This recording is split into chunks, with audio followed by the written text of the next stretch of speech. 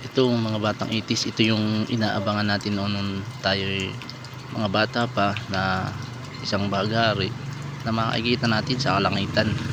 Ito ating inaabang-abangan dahil sa ganda nito at sa pinagsama-sama nitong kulay na talaga naman nagbibigay ng maganda sa ating paningin. Tapos yun lang ang kaso, hindi natin alam kung saan nakalagay ang tigkabilang dulo niyan.